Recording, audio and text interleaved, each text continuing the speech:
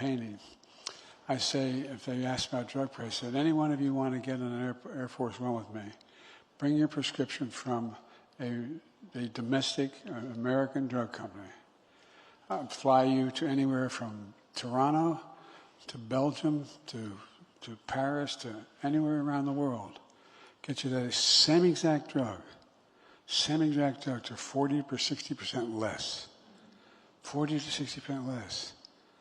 You know how much it costs to make that insulin? $10. 10. Package it and everything, $12. They're still making $35.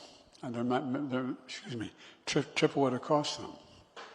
So my point is, this isn't socialism. It's about just basic fairness, decency, for something that matters to people's lives. From the time I got involved in public life, and this is not hyperbole, my one goal has been give everybody a fair shot. I come from a typical middle-class family like a lot of you do, where trickle-down economics, not a lot trickled down on my dad's kitchen table. You've heard me say it before. My dad used to say, Joey, a job's about, not a joke. My dad was an extremely well-read man, very engaged, but my dad never got to go to college. He got into Johns Hopkins. I didn't even know this until 4 years ago. He got into Hopkins when he was in his early 20s. But because of the war and working in the shipyard, he didn't get to go. But he was a very, very, very well-read guy. He said, Joey, a job's about a lot more than a paycheck. It's about your dignity. I'm not joking. It's about your dignity. It's about your being able to look your kid in the eye and say, honey, it's going to be okay, and mean it. Have a fair shot. And I think what you guys are doing, and it's not the national press, they're good people. They're not that crazy about me, but I like them. But they'll tell you, I'm putting words in their mouth and they're going to write about how I'm wrong. But they'll tell you how things have changed. There are no editors anymore. There's no editors anymore. You want to get your name in the news, you want to get a click. It's not always best to get it by doing something positive. And by the way, I'm not being facetious. These are really bright, smart, decent people. But it's all changed. I hope you all thought about the consequence of what you're undertaking, what it means. And what presumptuous to me sound like a preacher, but what obligations you have to do it on the level. Do it on the level. So, for example, when I do this thing tomorrow, hope a couple of you show up because it really matters. Like I said, almost every drug over the next 10 years is going to be covered. And we're talking about drugs that are real heart diseases, cancer drugs. You know, some of these drugs cost $10,000, $12,000 a year just to stay alive, just to have a shot. So I think we're going to make a big change. There's much more than just the drug issue, but my generic point is that it's how we explain to ordinary people who are busting their rear ends.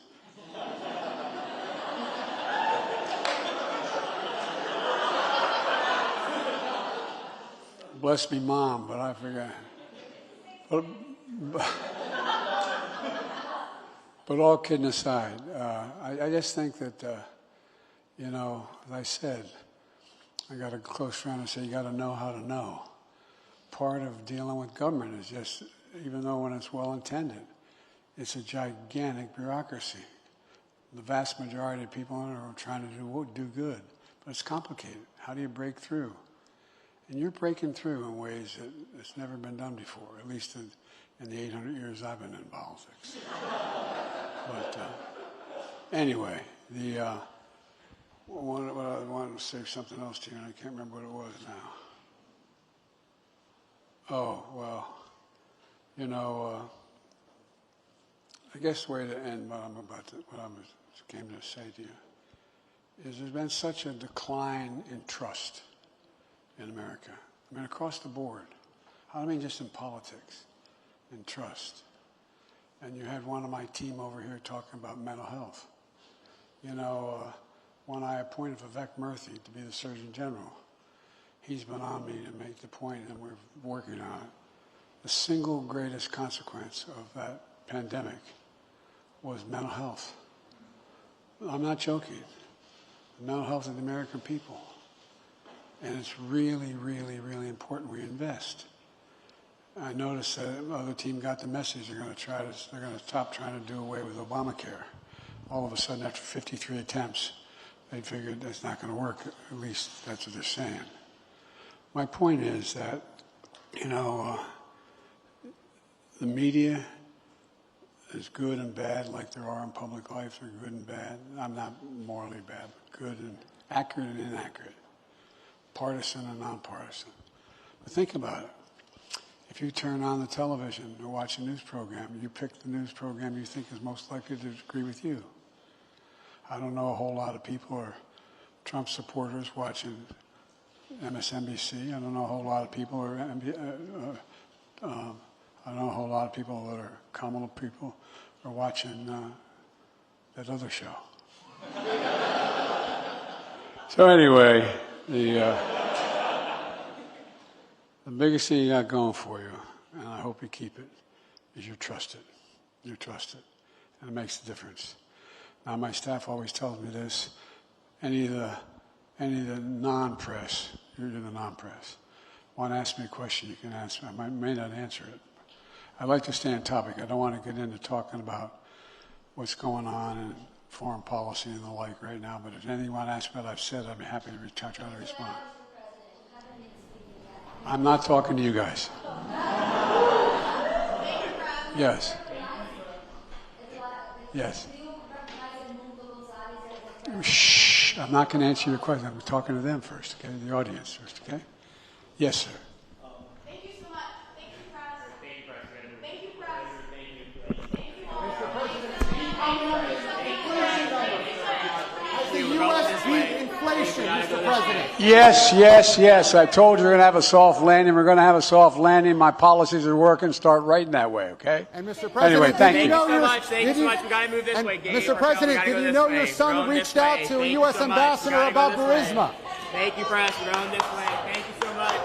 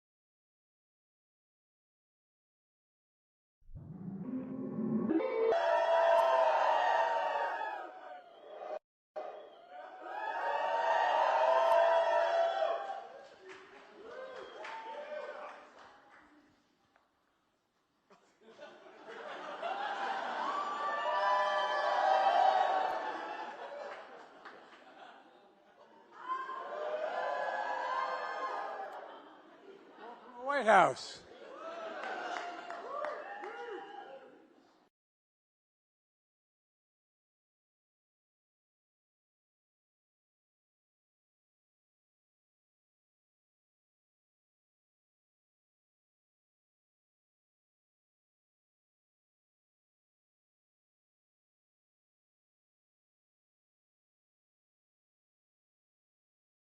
Process.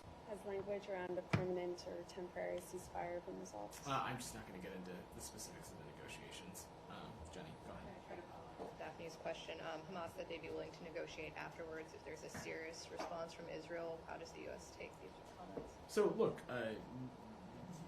I spoke to this a little bit this week. When President of the United States, the President of Egypt, and the Emir of Qatar put out that statement last week, we saw very quickly that the government of Israel confirmed that their team was going to be present and will be at the ceasefire talks that are starting tomorrow, and that they are prepared to finalize the deals that are on the table. I'm not going to get into more specifics beyond that, and we'll just leave it there. Does the U.S. consider the proposals from the Israeli government to be keeping in the spirit of what the president outlined at the end of May? So our point of view is that the contours that the president outlined at the end of May very much continues to be what is shaping this conversation. But beyond that, I'm just not going to get into the specifics of the negotiations. Sean, go. Good.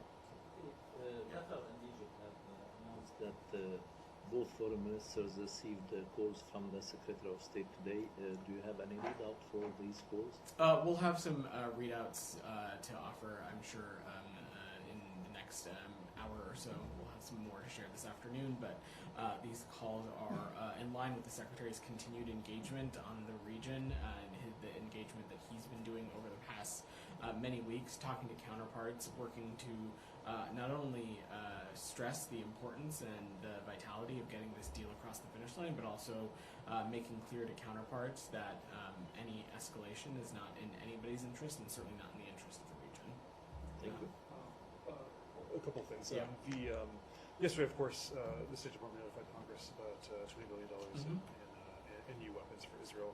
I realize these won't be delivered for a number of years, 27 and onward. But nonetheless, the timing of this, just 2 days before the ceasefire talks, can we see any linkage to that? Is this this comes, of course, after criticism of some of the far-right members. There was a very strong statement by the Secretary on Minister Ben-Gvir's visit to the Al-Aqsa Mosque / Temple Mount.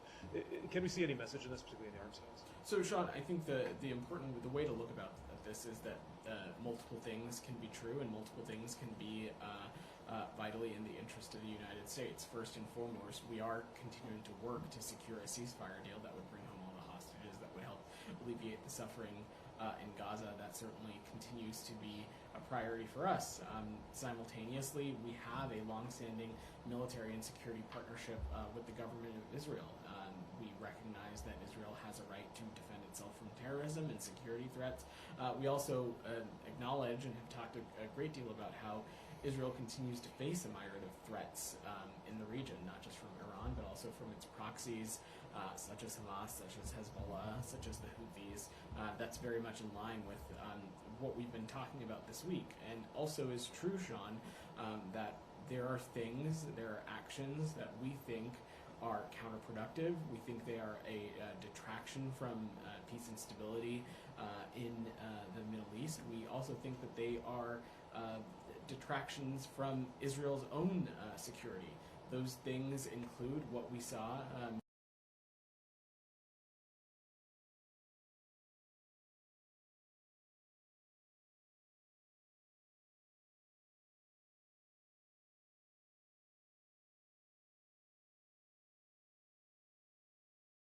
detract from our stated goal of a two-state solution and cause greater insecurity in the region. Sure. Specifically in the arms sale, Yeah. I mean, you and Matt have been asked numerous times about the use of U.S. weapons in incidents in which civilians were killed. Have there been any further assurances? I mean, is there a confidence going forward with these weapons have there been any assurances that more care is being taken that U.S. weapons are involved? There, of course, is confidence, and as I have said a number of times when we've talked about this issue, there is a long-standing security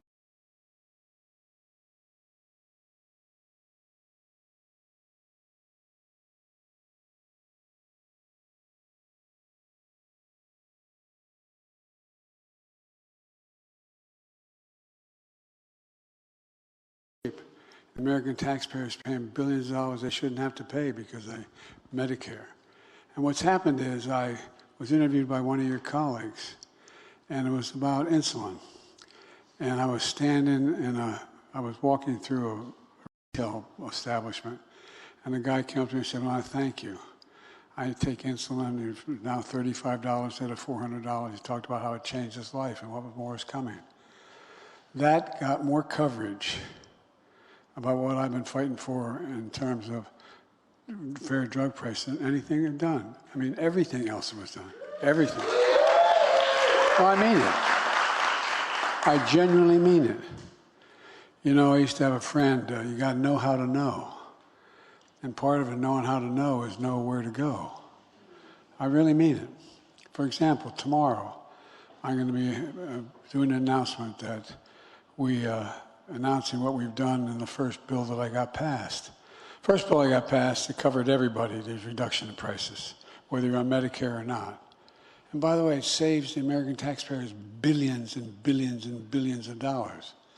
The one thing I got passed is already projected to save over the next 10 years $160 billion in taxpayers' dollars, because they don't have to pay that out for Medicare.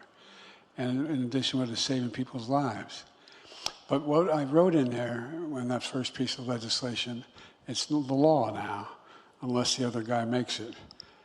I'm not being facetious, he wants to get rid of it, is that beginning this year, this next calendar year, it's 10 new drugs every year to 20, so they're going to cover over the next, as far as the eye can see. I would always say when I show up at a function on the road when I'm campaigning, I say, if they ask about drug price, if any one of you want to get in an Air Force One with me, bring your prescription from a domestic American drug company. I'll fly you to anywhere from Toronto to Belgium to Paris to anywhere around the world. Get you that same exact drug to 40 or 60% less. 40 to 60% less. You know how much it costs them to make that insulin? $10. 10. Package it and everything, $12. They're still making $35, and they're triple what it costs them. So my point is, this isn't socialism. It's about just basic fairness, decency, for something that matters to people's lives.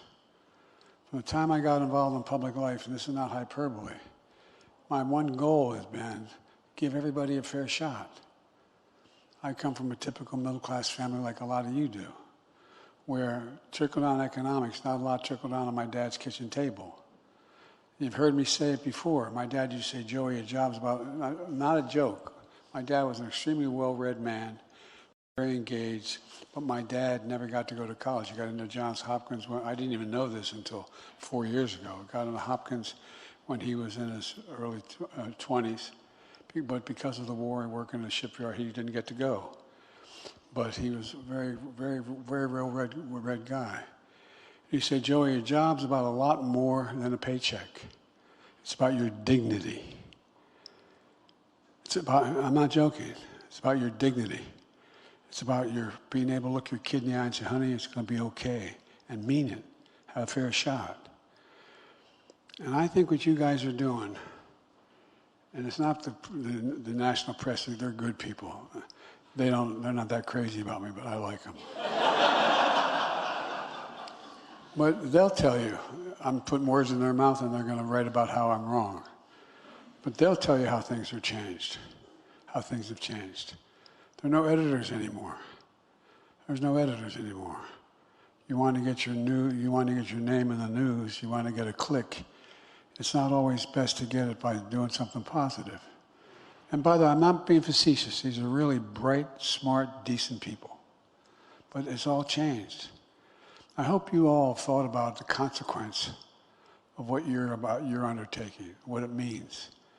And what presumptuous to me sound like a preacher, but what obligations you have to do it on the level. Do it on the level. So, for example, when I do this thing tomorrow, hope a couple of you show up, because it really matters.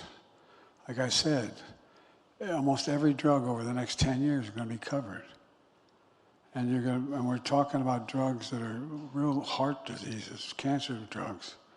You know, some of these drugs cost $10,000, $12,000 a year just to stay alive, just to have a shot. So I think we're going to make a big change. There's much more than just the drug issue, but my generic point is that It's how we explain to ordinary people who are busting their rear ends.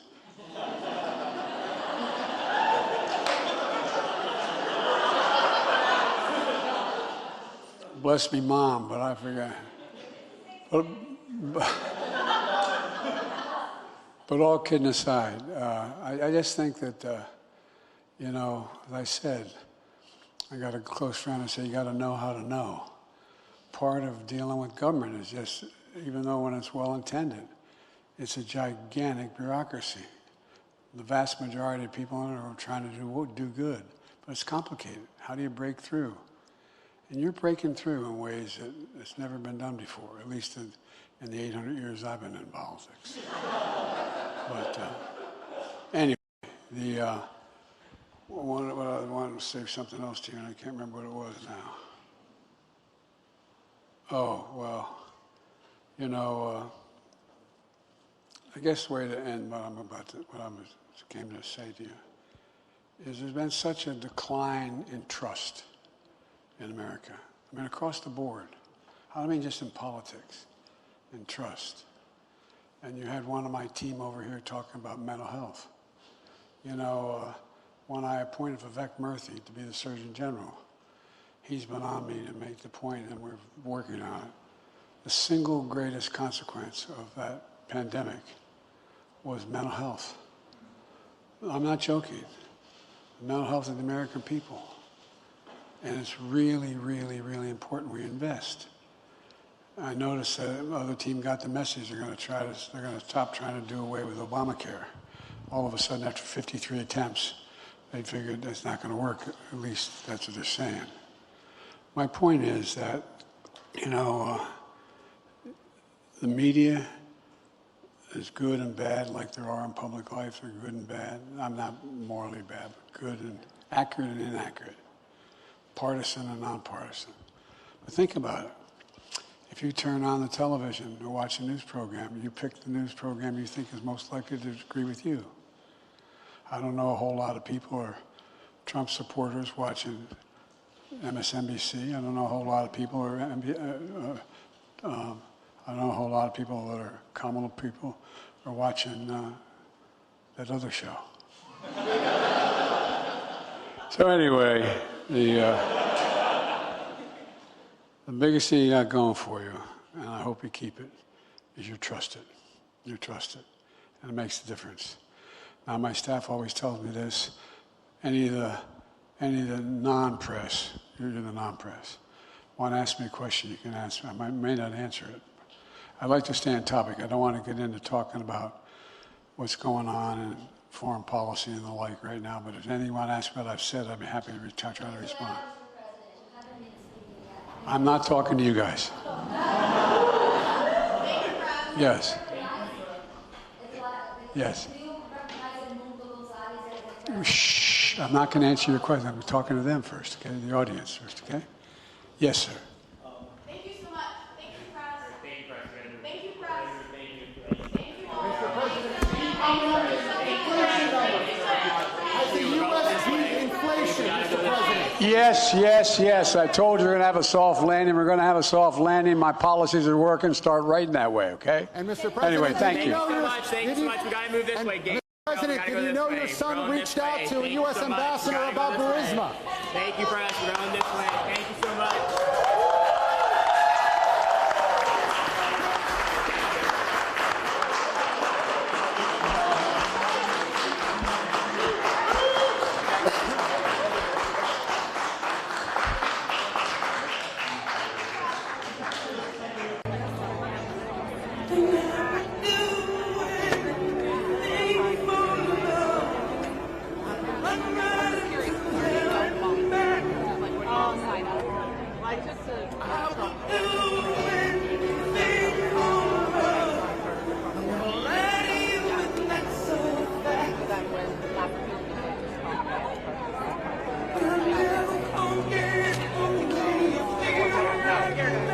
But you never know what your job is. So we've done back to the stand.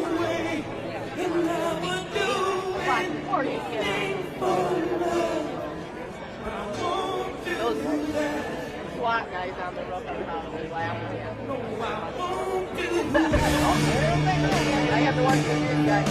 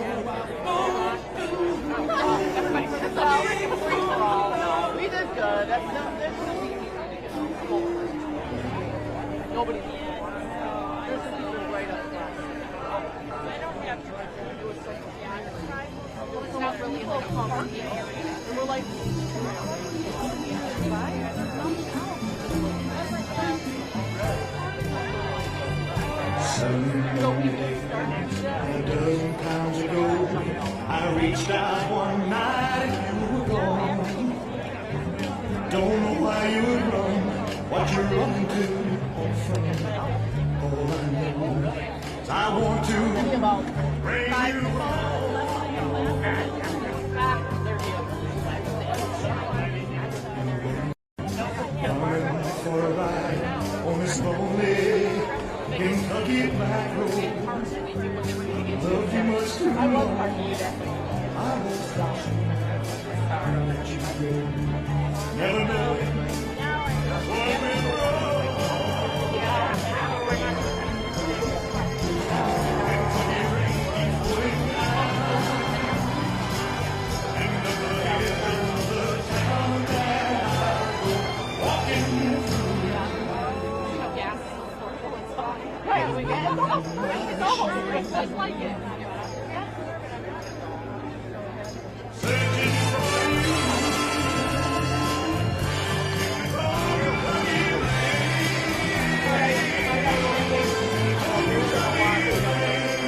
All right, well, they were told to pick it up.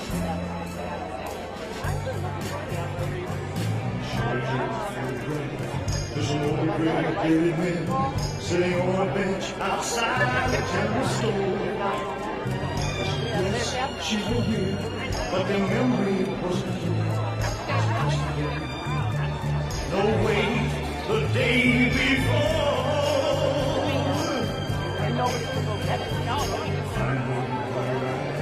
With a preacher man who has waited down on such a cold, dark afternoon. Roll on through the rain as he listened, I stand with a prayer that I find you. And when the rain keeps pouring down, and the edge of the town that I go walking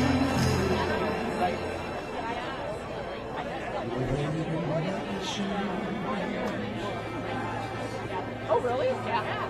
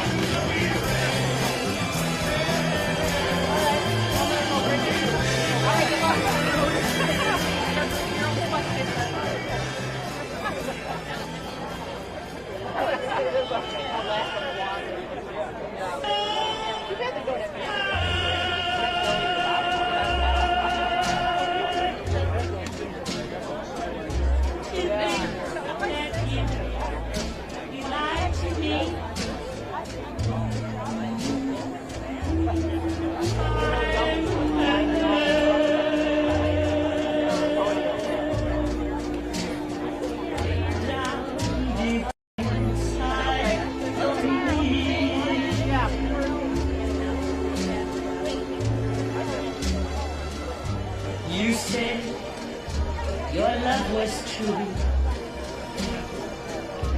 and we never, ever, ever part. Now you want someone new, and it breaks my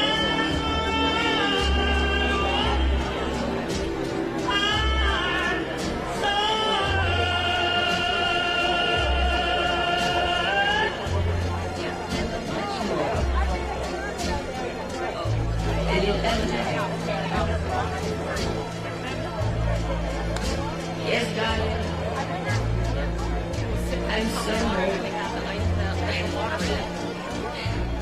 because I still love you so.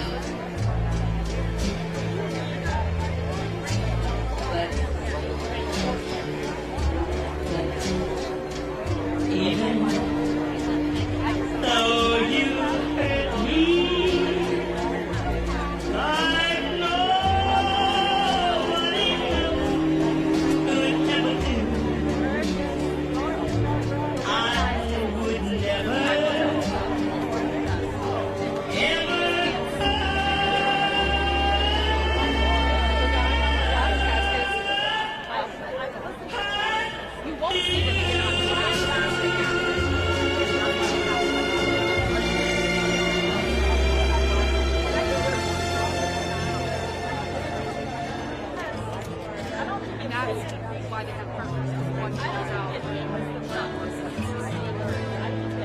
I hurt myself today. to see if I still feel. I focus on the pain, the only thing that's real. The needle tears a hole. The old familiar sting. Try to kill it all away, but I remember everything. What have I become? My sweetest friend. Everyone I know goes away in the end. And you could have it all. My empire of dirt. I will let you down. I will make you hurt.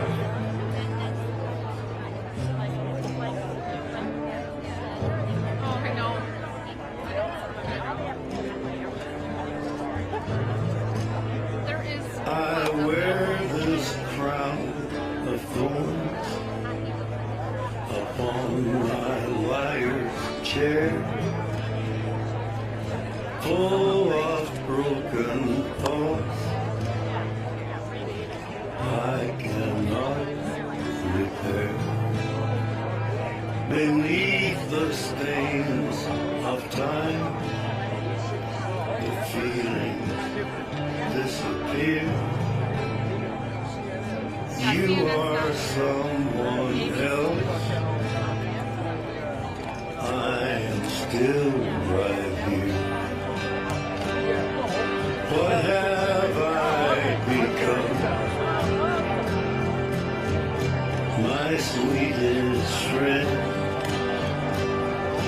Everyone I know goes away in the end. And you could have it all. My empire of dirt. I will let you down. I will make you hurt. If I could start again, a million miles away, I would keep myself. I would find a way.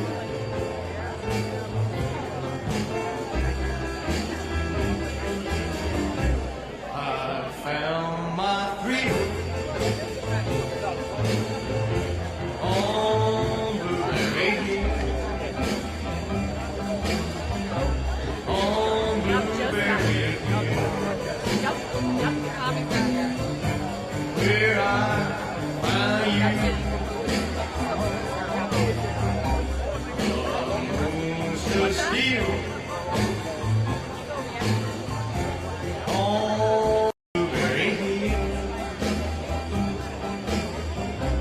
It lingered until my dreams came. The wind in the breeze, the sweet melody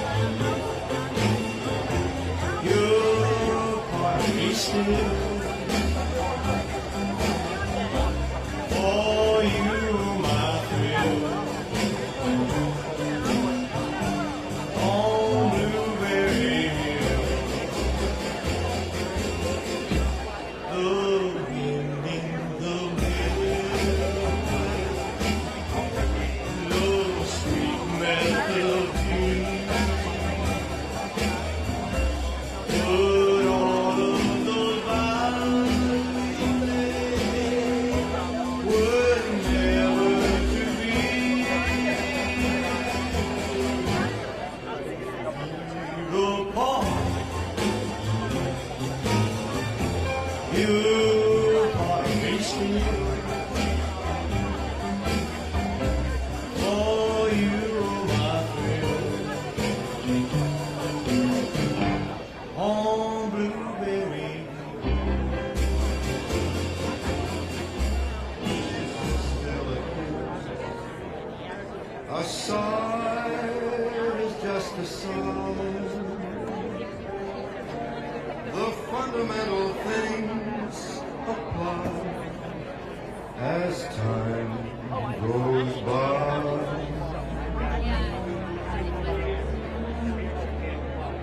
And when two lovers meet, they still say I love you, on that you can rely. No matter what the future brings, as time goes by.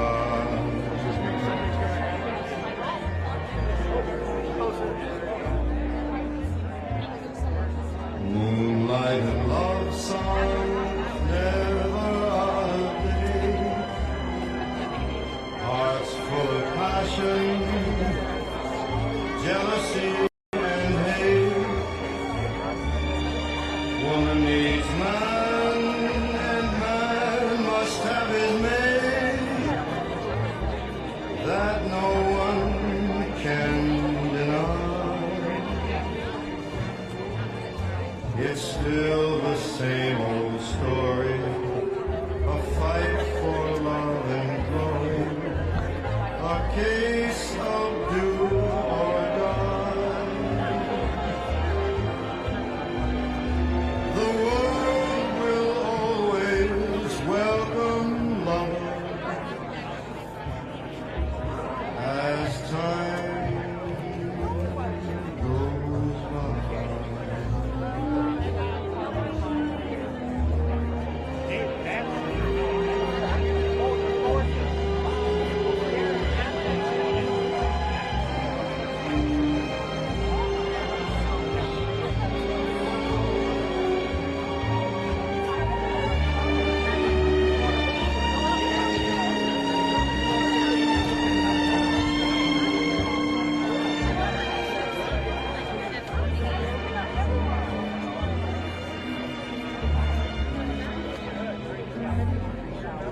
It's still the same old story, a fight for love and glory, a case of do or die. The world will always welcome lovers as time goes by.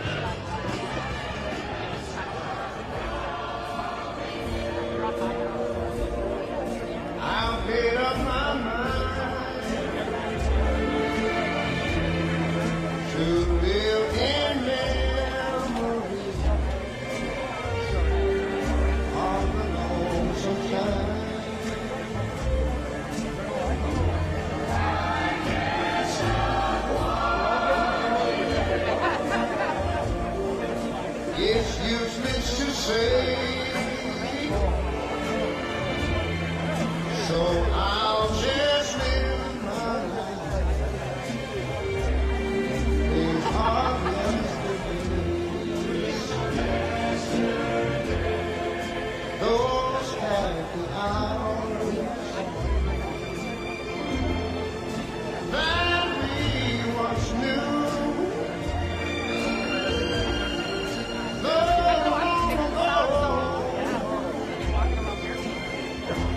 It still makes me blue. They say that time heals a broken heart, but time has to steal since we've been apart.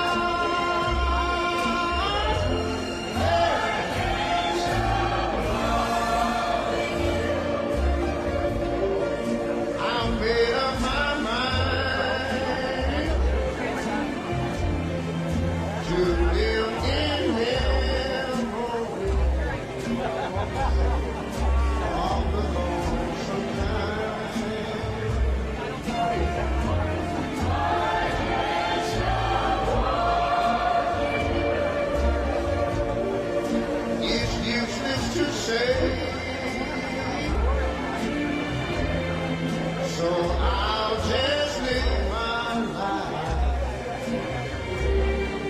Live on yesterday.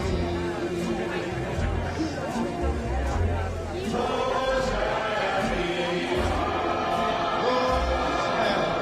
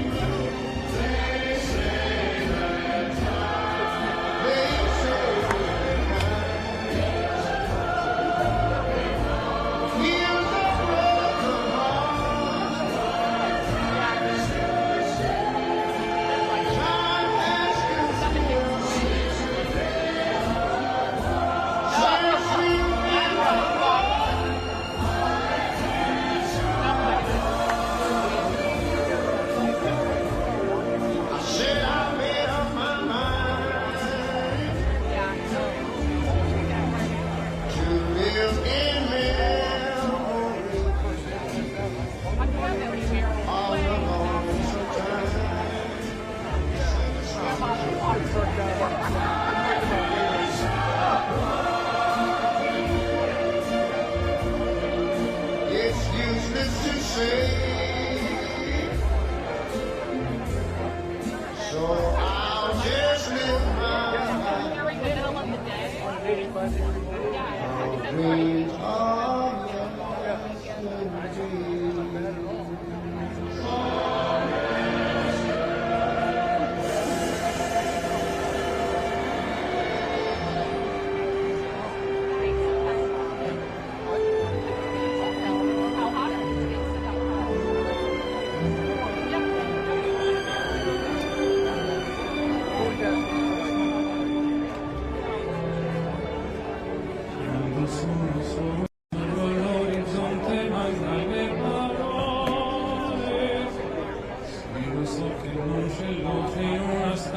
quando manca il sole, se non ci sei, tu con me,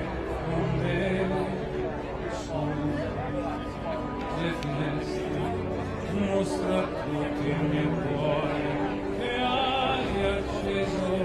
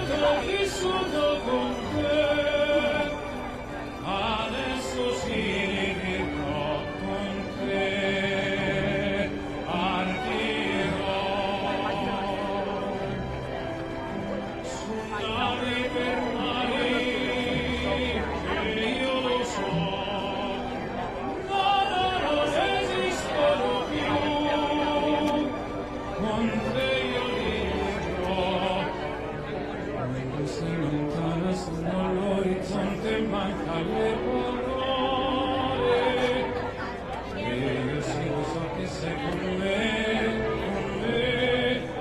mio amore tu sei qui con me, mio sole tu sei qui con me, con me, con me, con me.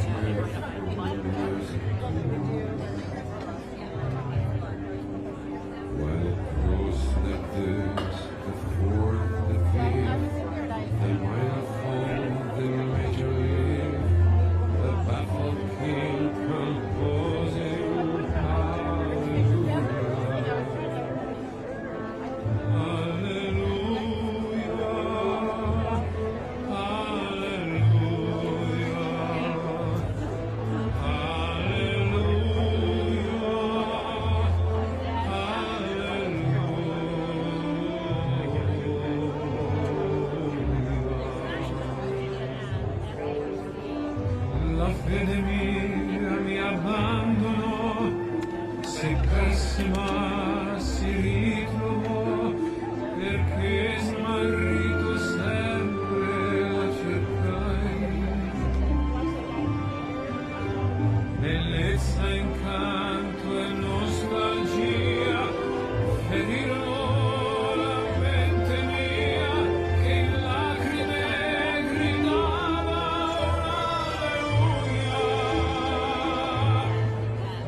alleluia, alleluia, alleluia.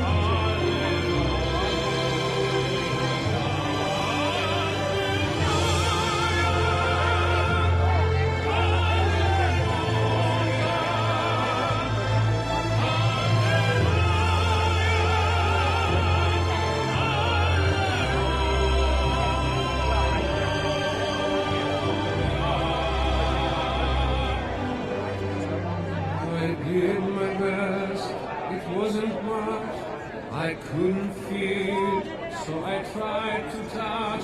I told the truth, I didn't fool. And even though it all went wrong, I'll stand before the Lord and song with nothing on my tongue but hallelujah,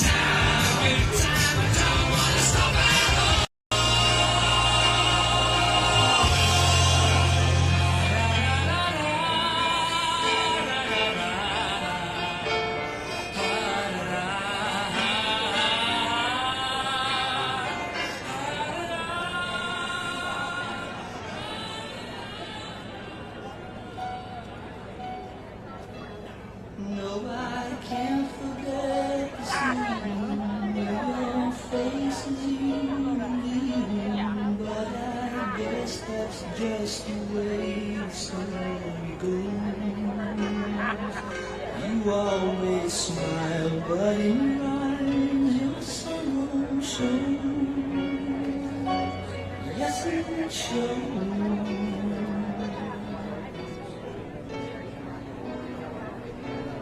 No, I can't forget tomorrow when I think of all my sorrow. When I had you there, but then I let you go. And now it's only fair that I should let you know what you should know.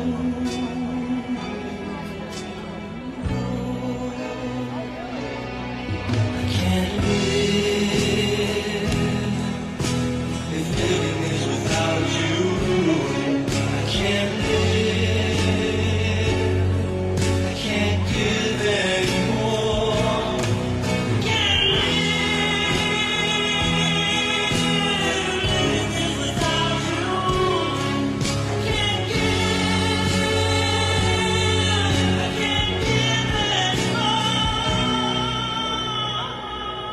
Well, I can't forget this evening, all your faces you were leaving, but I guess that's just the way the story goes. You always smile, but in your eyes your sorrow shows.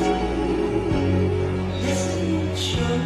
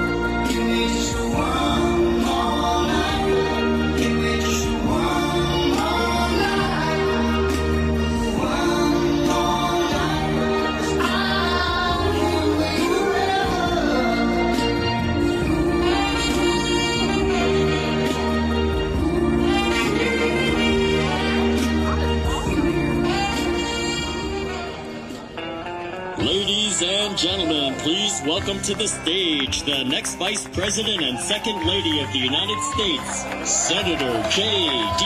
Vance and Usha Vance.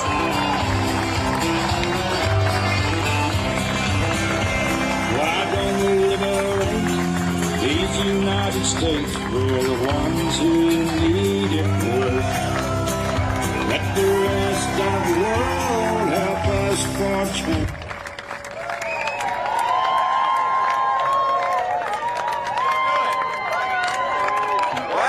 Thank you all.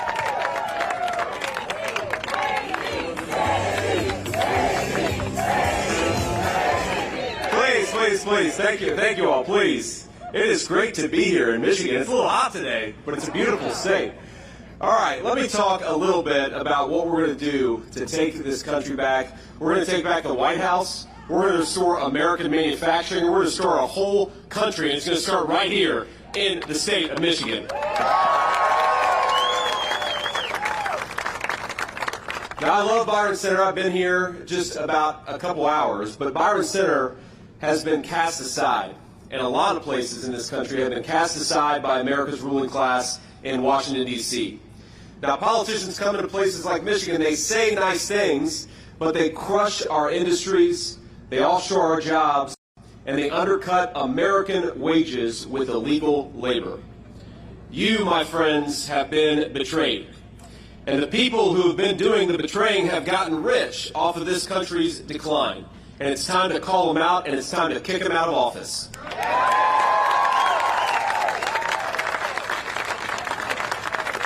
Now, when Kamala Harris raised the price of American energy, Michigan suffered. You suffered. Good American jobs suffered, but you know who made a lot of money? Kamala Harris's donors, the people who benefit from some of these green energy scams where they do things like, build windmills in salt water off the coast of Nantucket, and of course they fall apart and get washed up ashore, right? Crazy stuff. Now, when she forced Americans, using your tax dollars, by the way, to buy EVs made in China, it made Michigan a whole lot poorer, but it made the green energy lobby a whole lot richer. And this is a theme with Kamala Harris. I don't know if you noticed, but every time she makes a decision that makes us poorer or makes our country weaker, there is somebody standing behind her who benefits. Just for example, when she let in millions of illegal aliens, it made our communities less safe, but it did give the Democrats a lot of voters. And they're trying to give illegal aliens the right to vote in major cities all across this country. Now, here's the thing. On November the 5th, this great betrayal from Kamala Harris is going to stop because we're going to elect Donald J. Trump, President of the United States.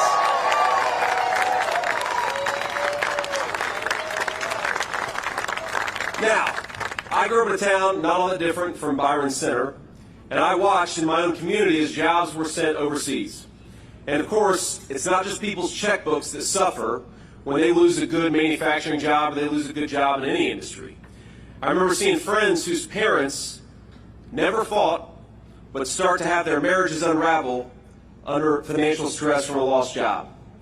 I saw families torn apart as China built its middle class on the back of the American middle class. And as much as things were sometimes tough in my hometown, and I know sometimes it's often tough in Byron Center, I was one of the lucky ones. I managed to achieve my American dream. I managed to build a life because I had a mamaw who was tough as nails. I don't know if... Thank you. She was my grandmother, she was my guardian angel, and she had a foul mouth on her. She was a good person, but she had a foul mouth on her. And I remember when I was a little kid, we were probably 5 or 6 years old, we had a lot of family in eastern Kentucky. We have any Appalachian-connected people here in Byron Center? More than a few? Yeah. Going down 75 to visit Kentucky and East Tennessee, I know that story. I remember I was taking one of those trips myself, and I remember there was a guy, my aunt was driving, my mama was in the passenger seat, and I was in the back seat. There must have been, somebody got cut off or something, because this guy was driving like crazy. He was cutting us off. He was in a motorcycle, actually. He was flipping us off, and you could tell he was just in a bad mood. And my aunt was telling me this story recently. She said, "J.D., you remember what happened next?" But I said, "Yeah, Aunt, I do." I remember that Mamaw reached underneath her car seat, pulled out a .44 Magnum, and tapped it on the window. And that was the end of the aggressive driving on the highways of eastern Kentucky. But that woman, by the grace of God, I had her in my life, and I was able to achieve my American dream. I just wanted to be a good husband and father. I wanted to be able to give my kids the things that I didn't have when I was growing up in a poor family in Middletown, Ohio. And I was able to do it, yes, because of my Mamaw, but also because this is the greatest country in the world. The American dream is still real, and we are here to fight, to protect it, and to build upon it. Every single day, that's what we're going to do. Now, one of the things that bothers me about our opponent in this race, Kamala Harris, she pretends to stand for normal Americans. She pretends to stand for their jobs, for the education of their children. But it is normal Americans, we know this, who suffer the most when politicians like Kamala Harris fail to do their job. You know, I remember my Mamaw negotiating with somebody for Meals on Wheels. She was trying to get that person to give her more food so that she could share some more with me. And I think about that story, and I think about that moment in the context of this grocery affordability crisis that's affecting our people. It is people like my grandmother who suffer the most when food and rent become unaffordable for normal people. And this November, we're going to turn the page, my friends, on a generation of failed leadership. We're going to make America great again, and we're going to do it by electing Donald J. Trump, President of the United States.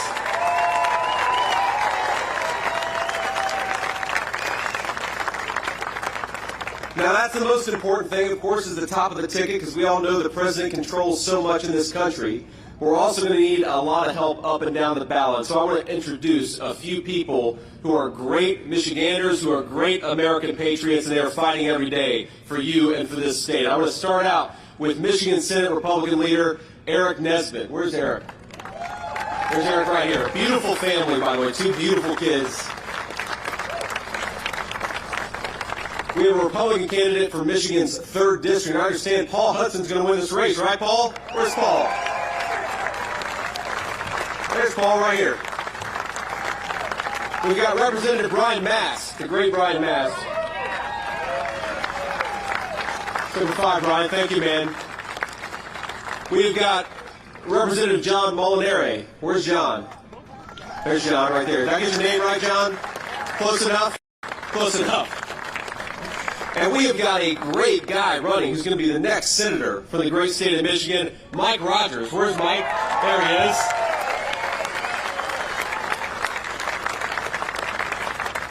Now let's just compare the record of failure of Kamala Harris with the record of success of Donald J. Trump. President Trump created the strongest economy in history, at least within living memory of this country. Before the pandemic, in 4 years, America gained 7 million new jobs. Isn't that crazy? 7 million new jobs in just 4 years.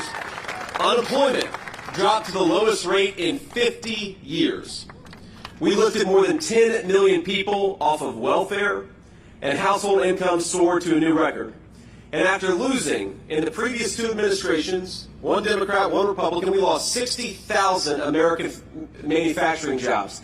60,000 factories under the 2 previous administrations, and under 4 short years of President Trump's leadership, we built 12,000 new factories. That is what we can achieve when America's leaders put the citizens of America first. Now, after COVID, President Trump set America on the path to a powerful, inflation-free recovery. All Kamala Harris had to do was leave it alone. And by the way, while we're on the topic of Kamala Harris, we've got some of our friends in the media. I just can't quite get over how dishonest the American media is about Kamala Harris. The craziest thing. Now we have to remember, for 3.5 years, people like Elisa Slotkin, who's running for Senate here in Michigan, and Democratic leaders all across the country, they would say things, and the American media would back them up, that President Biden, for 3.5 years, he's as sharp as he's ever been. He's sharp as a tack. Remember that? The American media act for 3.5 years like this guy was Albert Einstein. And now they want to tell us that Kamala Harris is the second coming of Abraham Lincoln. We don't buy it. We don't believe it. What she actually did, what the actual record is that she inflicted the American people with the worst affordability and inflation crisis in generations. Now, this is not rocket science, my friends. When inflation happens, when the government spends and prints money that we don't have, that makes your hard-earned money worthless. And that makes Kamala Harris directly responsible for this inflation disaster because she cast the tie-breaking vote on nearly $2 trillion in reckless spending. Not just that, she then cast another tie-breaking vote on a radical left-wing spending wish list, which spent millions and billions of dollars on green energy scams. That was another couple $1 trillion. And while they weakened the dollar, Biden and Harris cracked down on American energy. That is a recipe for the terrible affordability crisis that we have on this country. You combine that with the regulatory agenda, you combine the energy problems, you combine the trillions of dollars in reckless spending, and you have got inflation into the stratosphere.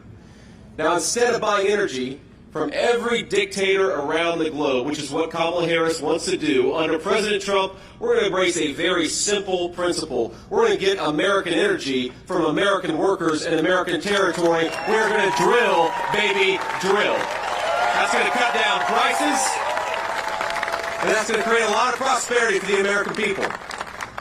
Now, Kamala Harris and her Democrat friends, they didn't just shut down American energy, print trillions of dollars, they also extended, we forget this, the economy-crushing lockdowns, and then they overran the country with tens of millions of illegal aliens. Now you bring in 30 million people and you weaken the dollar, that is how you get the inflation crisis that we have. Now here just in Michigan, and it's similar in Ohio, and it's similar in a lot of states across the Midwest, the average family is spending $1,000 more a month just to buy what they were buying 4 years ago. That's $12,000 a year just to live the same normal middle-class life. And have wages gone up $12,000 under Kamala Harris? No, they haven't. So to ask a very simple question, President Trump asked it just a couple of days ago, are you better off than you were 4 years ago? No. Absolutely not. So let's bring Donald Trump back, right? It's that simple.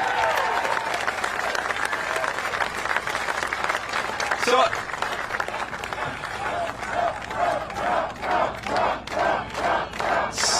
thank you. So under Kamala Harris, gas prices are up 50%. And I know we're a trucking company. You think truckers benefit when gas prices go up 50%? No. And neither do the people who depend on truckers, which is every single one of us. Housing costs have doubled.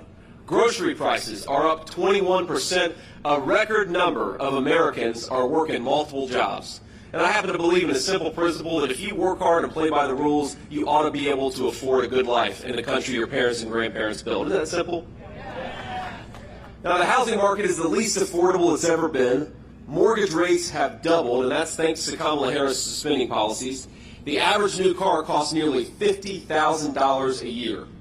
And this November, my friends, we're going to send the message that Michigan chooses prosperity over poverty, and that we will never accept 4 more years of Kamala Harris. She's out of there.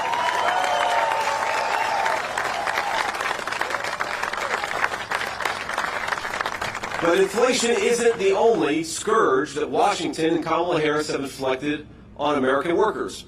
And in fact, let's talk about the news of the day. Just a few days ago, Stellantis announced that it was going to permanently cut nearly 2,500 proud Michigan auto workers who make the iconic Ram 1500. Did y'all hear that? Now, Kamala has done nothing. Now, remember when Donald Trump, when American businesses threatened to shut down factories and move them to Mexico and China, remember what Trump did?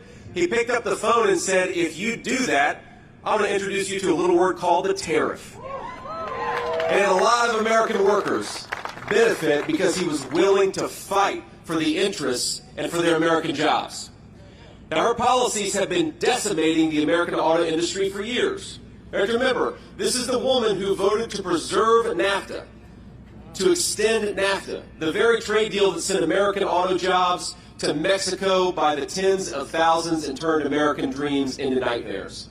She supported these EV mandates that taxed you, took your money, and sent it to electric vehicles that are made in China instead of made right here in the state of Michigan, destroying thousands of Michigan auto jobs in the process. And it's not just the car jobs themselves. Y'all know this. It's the carburetors, it's the transmissions, it's the people who are making the components.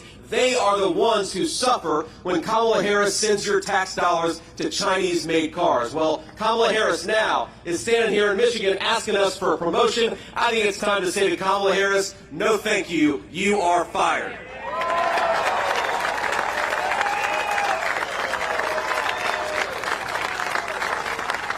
Now, even when Harris sold your jobs to the lowest bidder overseas, trashed your paychecks with unprecedented inflation, as America's borders are, she did something maybe even worse, flooding this country with millions of cheap, illegal alien laborers, stealing your jobs, depressing our wages in the process. On day one, just remember what they did. They promised they were going to do it, and then they did it. On day one, Biden-Harris suspended deportations. They stopped building the wall. I was at the wall a week ago, and you see it just laying on the ground, ready to be completed, and Kamala Harris won't let them. They reinstated catch and release, meaning that even if Border Patrol catches an illegal alien, oftentimes they get released into our country anyways. And they proposed amnesty for millions of illegal aliens. Kamala Harris turned Border Patrol into a travel agency for violent criminals and freeloaders from around the world. Now, President Trump and I have a different message. If you're in this country illegally, start packing your bags because Donald Trump is going to send you home, and he's going to do it on day one.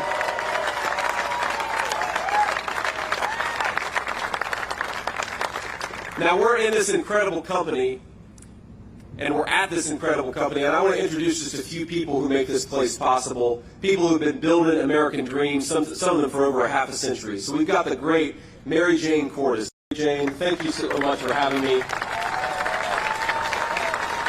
I love you. It's great to have you. Thank you.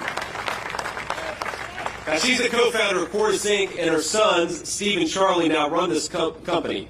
And sadly, after nearly 60 years in business, they're struggling to keep the company afloat under Kamala Harris.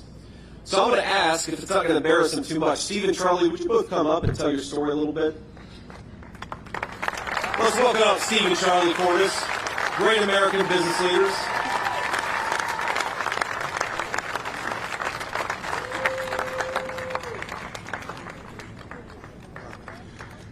Yeah, JD's right. The last 4 years with fuel prices, inflation, we just have to work so hard. Steve and I are here all the time. We've tried to give raises to our guys, but when inflation goes up 20% since 2021 under this administration in Michigan, it's a little hard to keep up. We're doing the best we can. Our margins are getting thinner. We're going to keep going. We got great employees. There's a bunch of them here, and we're just going to keep rocking it out. But we got to get this guy elected. We got to get Donald Trump elected with J.D. as his VP. And I agree so much on what J.D. has to say. We try to use the best parts we can. We do not want to put Chinese parts on our vehicles. The safety of the road is at stake. We always buy American-made as much as we can, and it's getting harder because they ship the jobs overseas. So we need to bring them back with the tariffs like Donald Trump did before and keep America great. Thank you.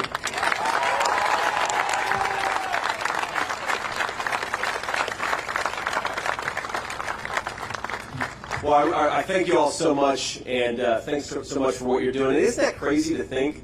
You've got great American entrepreneurs who want to buy American, and it's getting harder and harder because Kamala Harris means that there's fewer and fewer things being built in this country. What a disgrace. We can do so much better. We got the best workers, the best people. We've got the best country. We just need American leaders to stop screwing it up.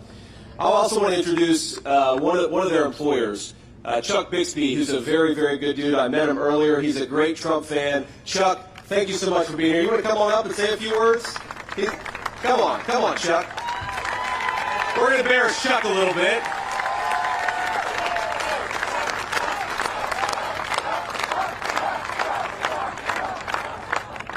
As I all said before, we need him.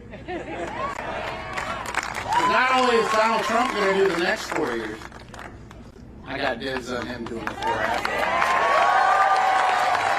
So you up and, yep, I see it. So we're there. Everybody get people out, get them to vote. The more votes that we can get out, the harder it's going to be for them to cheat. Everybody have fun.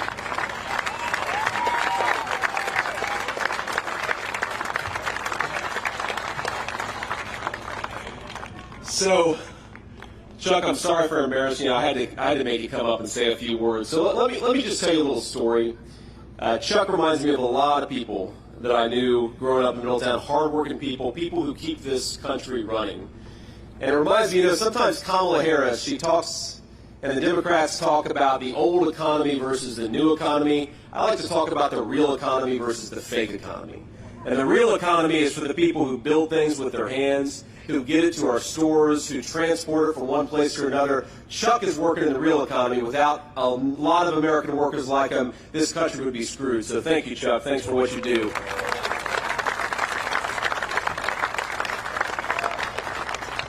I want to leave you with just this thought, because it's a story that I've been thinking about a lot. I've been on the campaign trail as the vice presidential nominee for all of about 4 weeks, and what an honor it is. But not long ago, I met a woman on the campaign trail, and she told me a story that really stuck out to me. She is a nurse, and her husband is recently retired. They're just middle-class people raising their grandchildren for reasons she didn't explain to me, but I'm sure all of us can guess why she's raising her grandchildren. And though this woman hasn't had an easy life, she told me about her home and her family without an ounce of complaint or resentment. Now, she wasn't angry at Kamala Harris for firing thousands of American healthcare workers for refusing to get a vaccine. She wasn't mad about that. She wasn't angry at her grandchildren for depriving her of an easy retirement, because she's a little on the older side and now she's got to take care of these grandkids. And she wasn't even angry at her daughter for leaving her an unexpected set of kids to care for. She lived her life, she cared for her family, and she did it without a hint of complaint. Now this, my friends, reminds me of my grandmother. This is the American spirit. A woman who does her duty, she does it well, and she doesn't expect a handout for doing it. God bless her.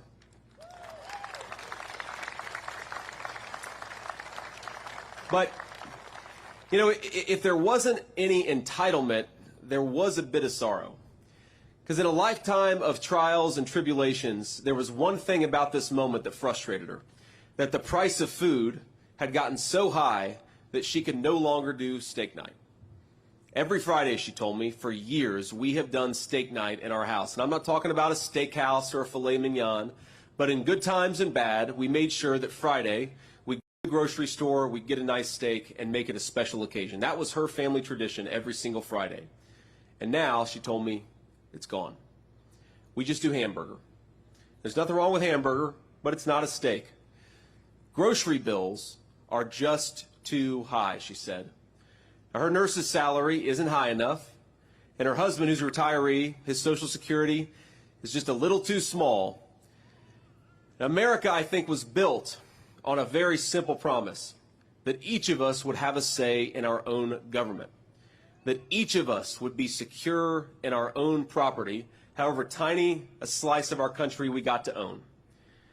Now, the old way was that we were to be ruled by some foreign king in a faraway land. Then in America, every man and every woman is a king. And yes, if you work hard, you ought to be able to afford a steak on a Friday night for a special occasion.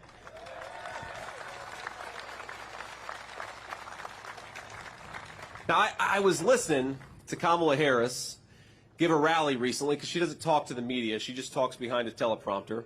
We're going to take some questions from the media after this, as a matter of fact. But she said she's going to tackle the affordability crisis affecting American families on day one. Think about that. Kamala, day one was January of 2021. Day one was 4 years ago, Kamala Harris, and because of your policies, too many children can't afford a nice meal. Too many children have been killed by fentanyl. Too many grandparents are raising kids they didn't plan for, and too many families can't afford a special meal on a Friday night. Now, the media, our friends in the back, they make a lot of new noise make a lot of news about the new tone of Kamala Harris's campaign. Have you seen this? They say, Kamala Harris, you can tell she's excited. But I'll tell you what she's excited about. She's excited that she just got a promotion without earning a single American vote.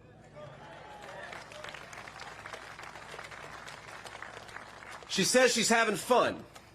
But while she's having fun, Americans are suffering under her policies.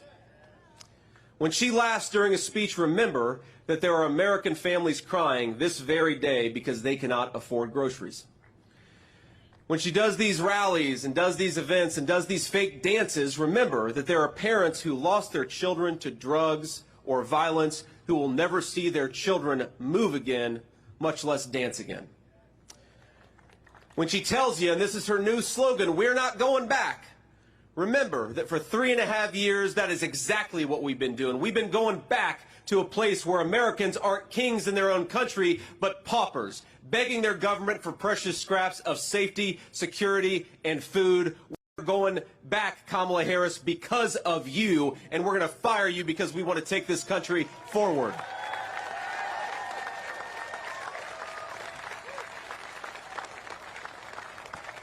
Now, I cannot get over, my friends, about everything about her campaign is fake. A fake joy that comes from being promoted to a new position instead of using the position you already have to do your job and make the lives of the citizens of this country better. It's a fake ticket that never earned a single Democrat primary vote. It's a fake platform that offers no specifics about how to do the people's businesses, and a fake promise to change the government even though she's been in charge of that very government for almost 4 years and hasn't done a damn thing.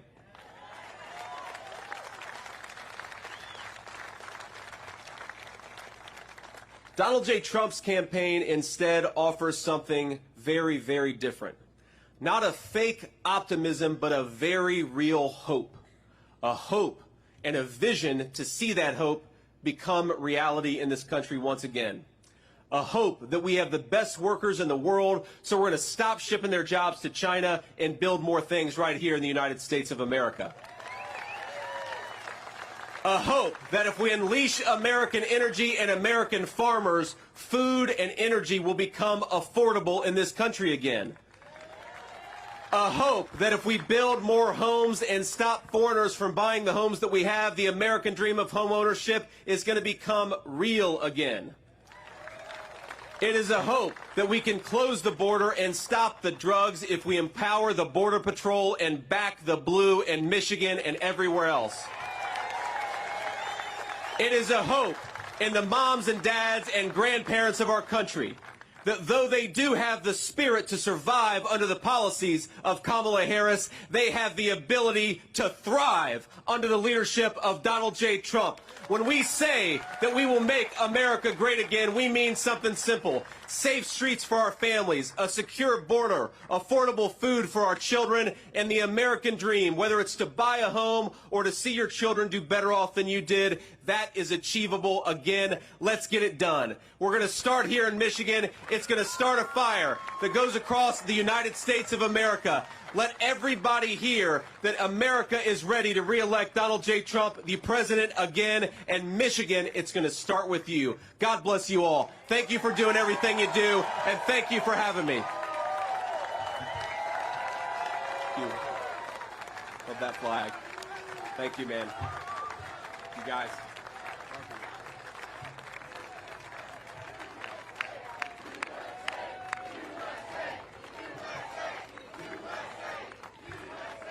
Now, I believe if y'all are willing to stick out the heat a little bit longer, we're going to do some interviews with some real news and some fake news. So I think we have some reporters up here in the front. And what I'd ask is that if you're a local reporter from Michigan, raise your hand first. I'd like to take your questions first, and then I'll go on down the line. So everybody, get ready because we're going to have some fun with the American media. Question in the air, especially if you're from Michigan. Anybody, any local reporters from Michigan? I guess maybe we got them all back there. Okay, they're on camera. Well, you'll catch on camera what I say. So we'll start with the person who's from Michigan but represents the national press.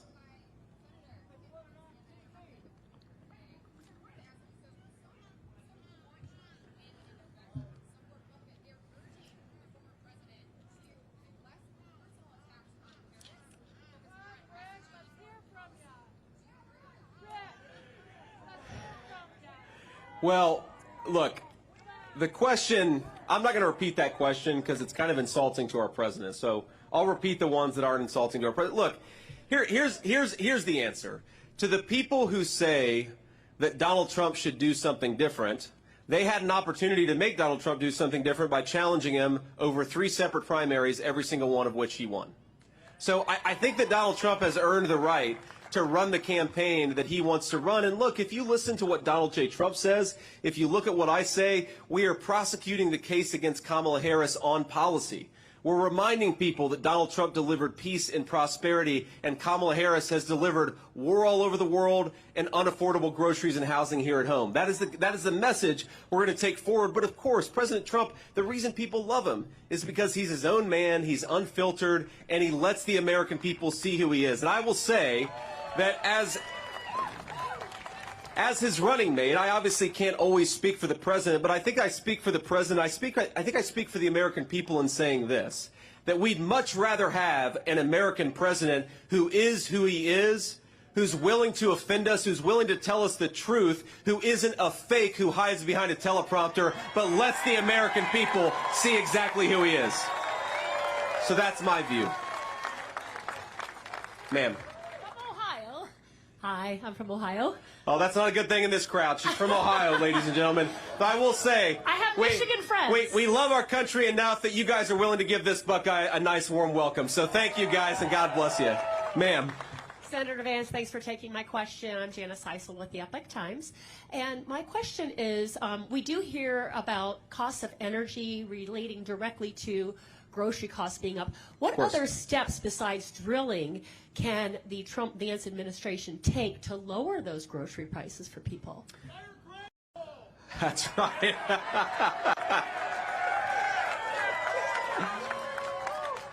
Well, the first is we're going to fire the agriculture secretary, right? She's not doing a very good job. But look, a couple of things. First of all, drill baby drill is a big part of lowering the cost of the cost of food.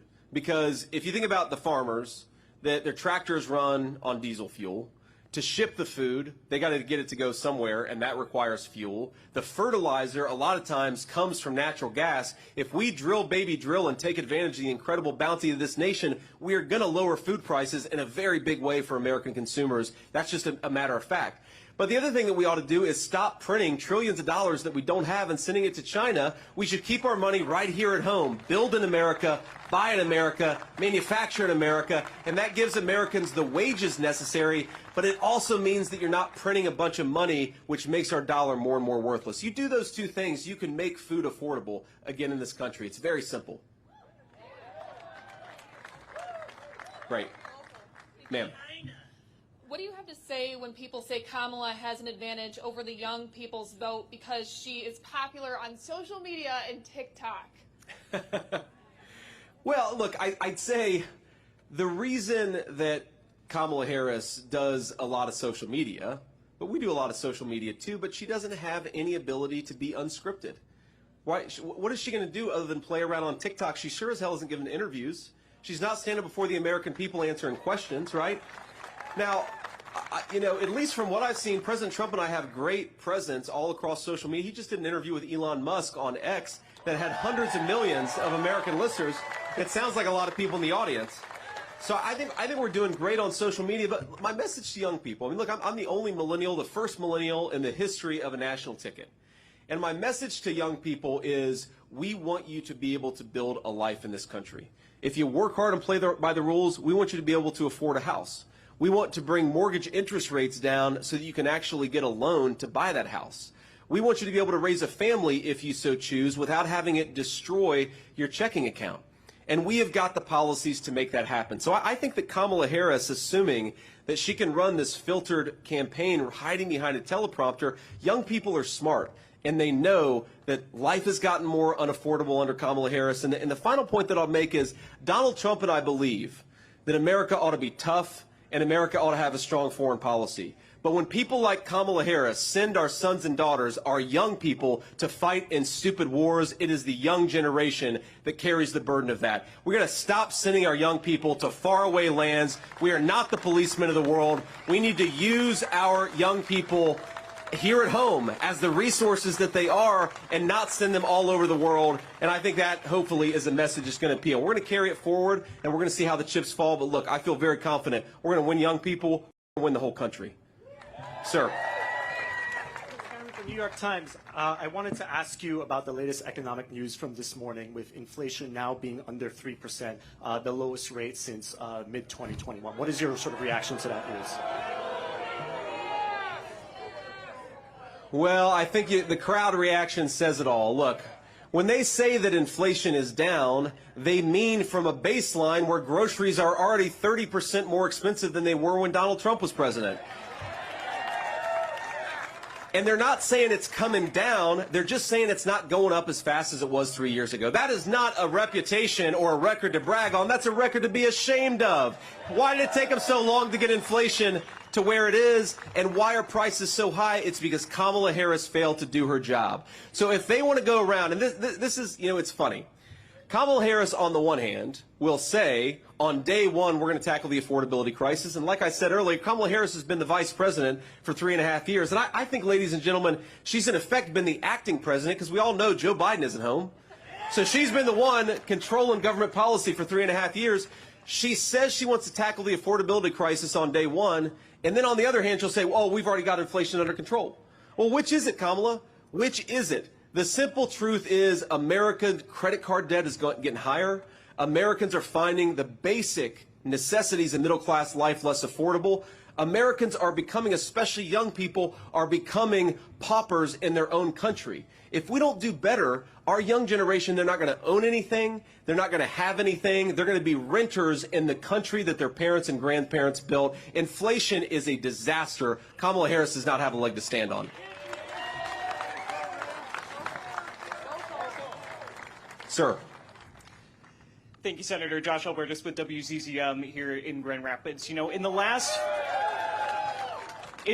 few cycles, you know, we've seen a lot of people, based on the results of the election here in Kent County, describe Kent County as a lot more of a battleground than it used to be when it came to the era of Jerry Ford, for example. Contextualize, you know, to what extent you believe the campaign is trying to put resources into Kent County specifically. What kind of narrowed that down? Well, look, we love Kent County, and we think that it's going to be an important part of the election. But we think, look, the entire state of Michigan is important, right? There are areas in Michigan like Detroit where we're not going to do quite as well as we want to, but we're going to put as much resources as possible because we believe there are a lot of voters in Detroit who want to vote for Donald Trump and J.D. Vance. We just got to get them to the polls, and we're going to work hard for every vote. We believe there are rural parts of Michigan where we're going to win by 85%, but why not make it 90%? So we're going to work hard for every single vote all across the state of Michigan. I wouldn't say any one county is more or less important. The whole state is important because, look, there is no state that perfectly exemplifies what is broken about American policy in Washington. This was one of the wealthiest states in the entire country for pretty much the entirety of the post-World War II era. This is a state that had a proud manufacturing tradition where whether you went to college or graduated from high school or did something in the middle, you could build a middle-class life so long as you worked hard and played by the rules. And then thanks to a generation of failed leadership, Michigan has seen thousands of manufacturing jobs disappear. We have got to do better. And I think the reason you see Michigan, people used to call it a blue wall state. I think Michigan is a red wall state now because people are sick of losing their livelihoods and losing their jobs, and they know Donald J. Trump is going to be good for both. And I'll take two more questions here. Yeah. Senator, yesterday on America Decides, I'm with CBS News, by the way, the UAW president said that Donald Trump and Elon Musk sneered at labor workers when talking about how Elon Musk fired folks looking to organize. The Teamster president, who also spoke at the RNC, called this economic terrorism. What's your reaction to the backlash that Donald Trump's getting from that interview? Well, look, I like the Teamsters president. I think he's a good guy, but I think he's wrong about this because Donald Trump was not talking about firing Michigan auto workers. He was talking about firing the employees of Twitter who use their power to censor American citizens. Those people ought to be fired.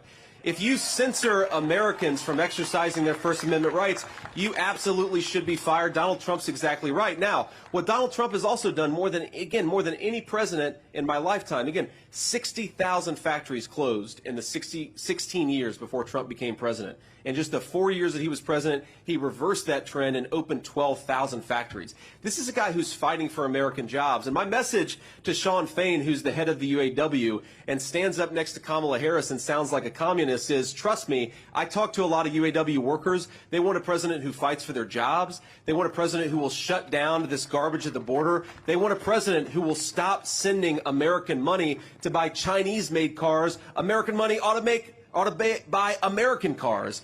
And UAW workers and non-union workers, we all believe in that message. That's why Donald J. Trump is going to win Michigan, and he's going to win the whole industrial Midwest. And we'll do one more question. Any other Michigan people, Taylor? Yes, sir.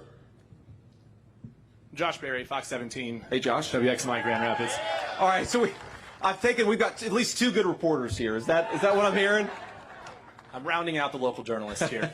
Look, this is a unique showing right here, taking questions from local journalists. Not necessarily, it's been unorthodox for a local rally like this. What are you hoping to show or say to voters, or is this a message to the Harris campaign, taking questions at a rally in front of people here? Look, it's a message to everybody that if you want to be the American people's vice president, you ought to answer their questions and try to earn their vote. It's really that simple.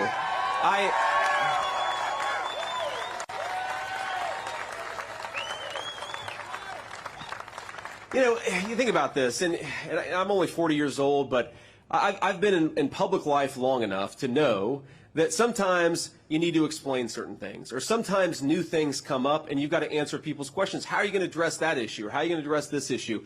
You have got to stand before the American people and answer tough questions if you want to do this job. And it is scandalous that Kamala Harris is running from the media, but more importantly, she's running from the American people.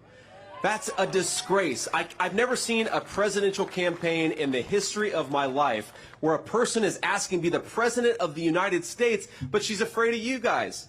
Now, look, I'd say that some of you, I think, are perfectly fine journalists. Some of you, no offense, are fake news. But whatever your background in journalism, if you can't answer questions from the media, do you think you're going to be able to take on Vladimir Putin or Xi Jinping? If you're afraid of answering before the American people, how can we possibly trust you to sit in a room with world leaders and represent the American people? What?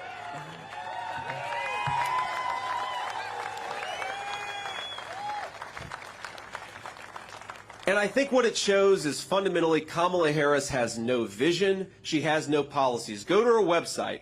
Ask yourself, what is it that Kamala Harris wants to do for this country? And the answer is, she has no idea. None of us have any idea. What Kamala Harris is going to do for the American people is exactly what she's done for the last 3.5 years, which is fail. So we cannot give her a promotion. We've got to say, you are fired. God bless you all. Thank you so much for being here.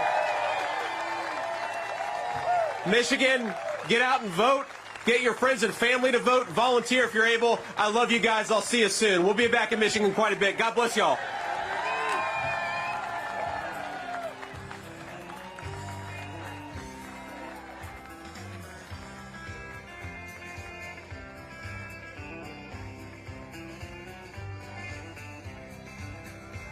Why don't we liberate these United States? We're the ones who need it worst. Let the rest of the world help us for change, and let's rebuild America first. Our highways and bridges are falling apart. Who's blessed and who has been cursed? There's things to be done all over the world, but let's rebuild America first.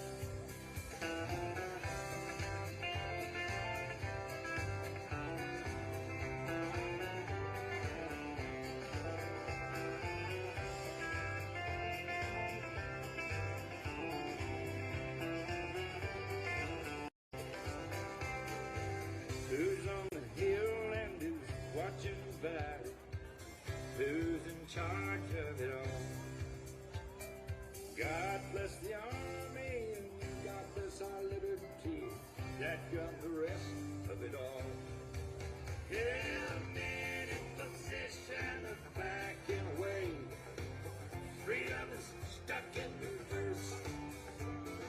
get out of Iraq, get back on the track, and let's rebuild America first.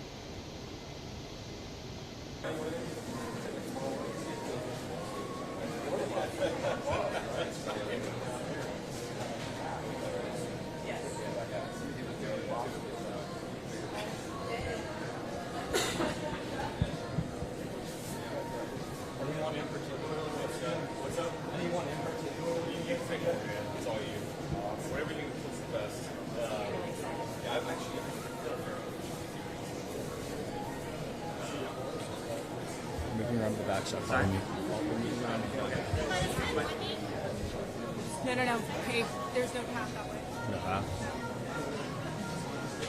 Yeah, I know.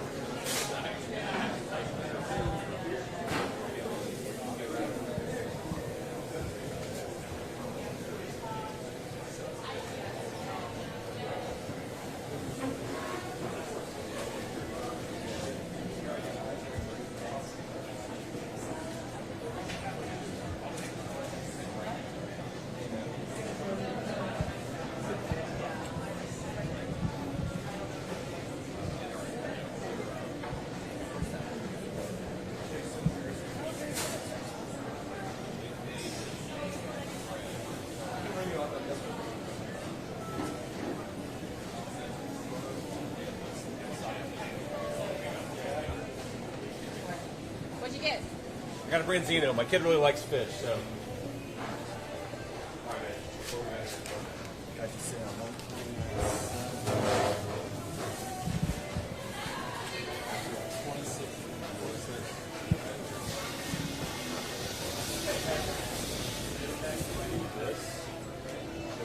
Taxes on tips, guys. Thank you. See you on my boat.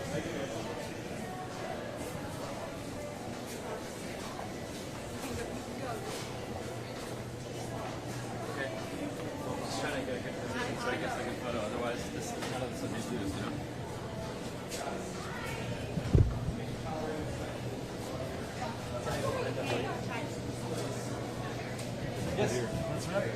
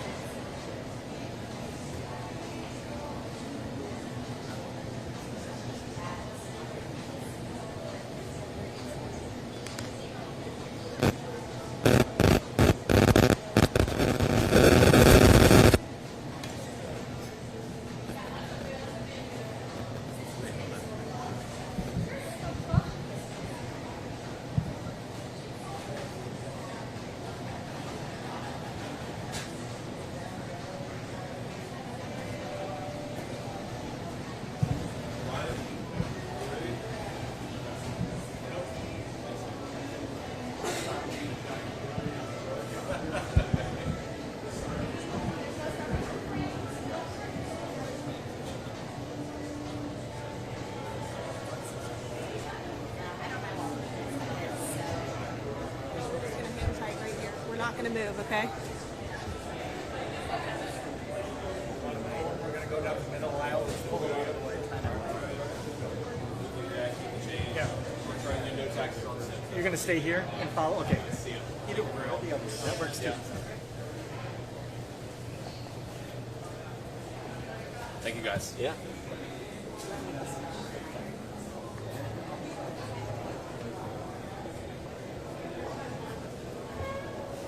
All right, now we can do it. To the bus? Just, was that one called gloves?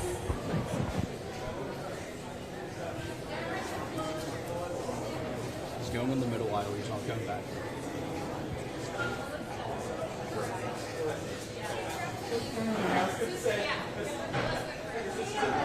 Okay, wow, that's like quite a crazy coincidence. Yeah. The name's right. Yes, thank you.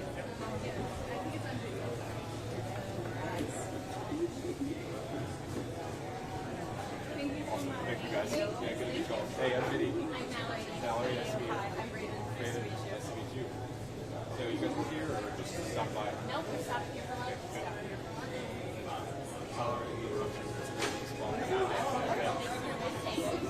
Good. Yeah. It was your second time in Grand Rapids in a couple weeks, so I feel like a local friend. I like it. Anyway, bye guys. Bye.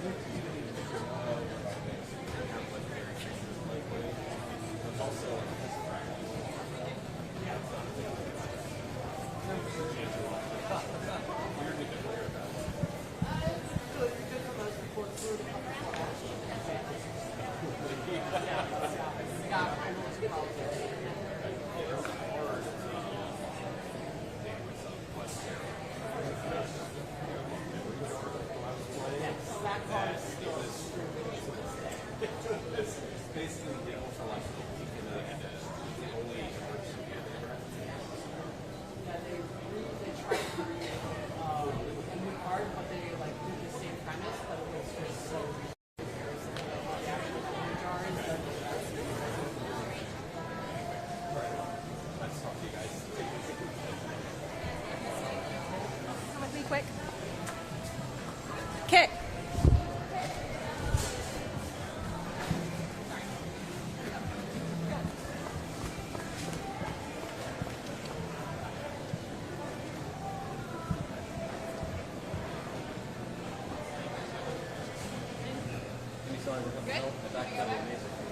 Yeah, we're good.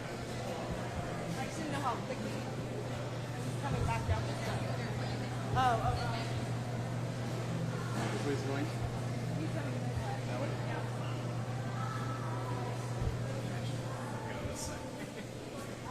Nice to get out here. Is that okay? Good to see you. Good to see you.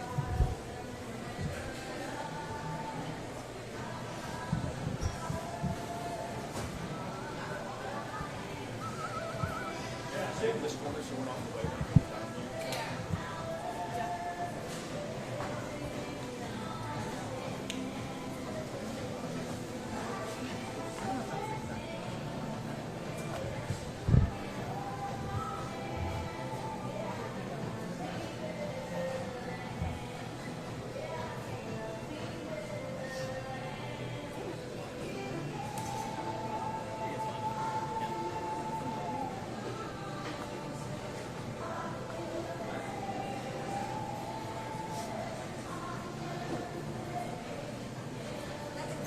Oh, yeah, you're fine.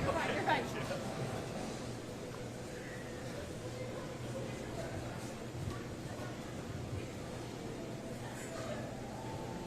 Can you confirm he's still coming down this way?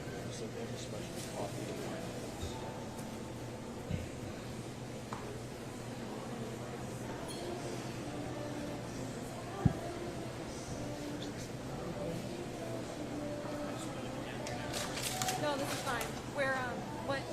He's coming straight. Okay. Okay.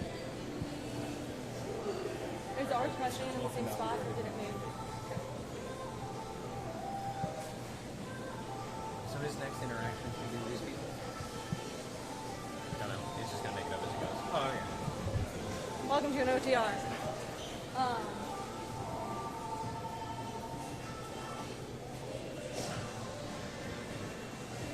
Should I pull him back up? All right, guys, follow us. just shadow him all the way down. Okay.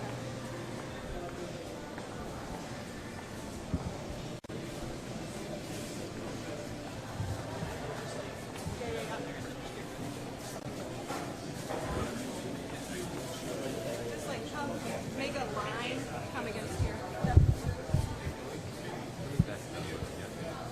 Yep.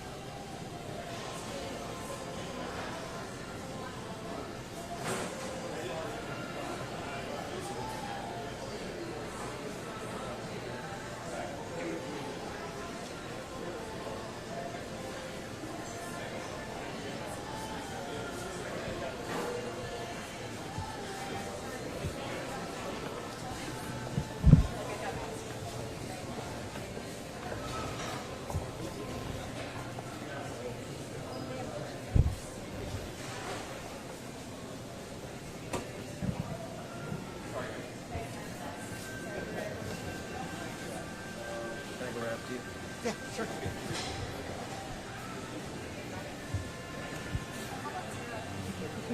That was the other show. Big batter, taro peppers. Sure. Yep.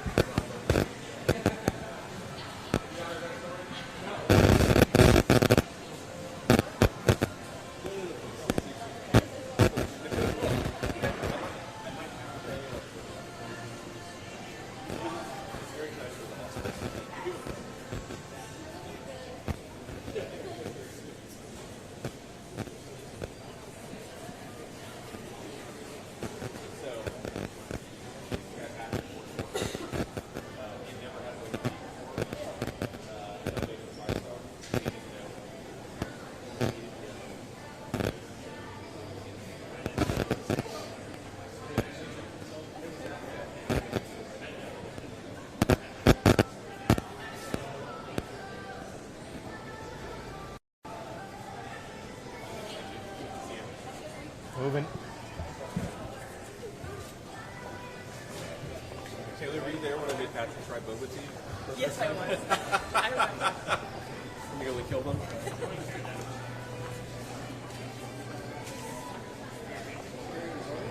All right, where are we going now?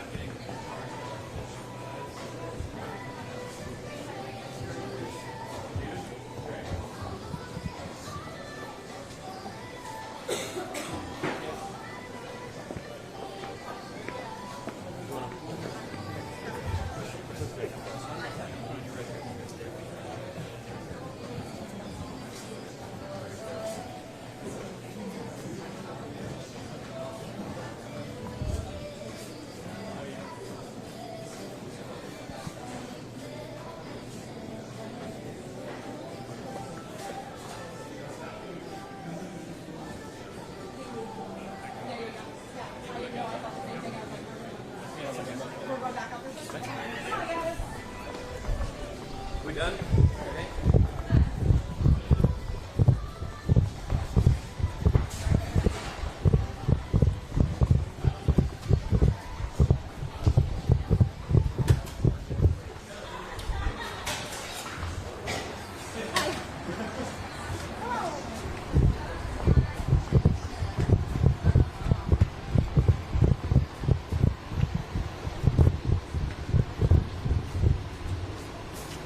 Good job.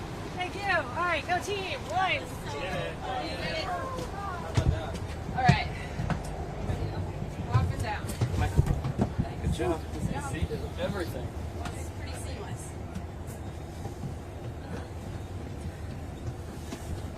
Sorry, my rear end in your Did you do anything else?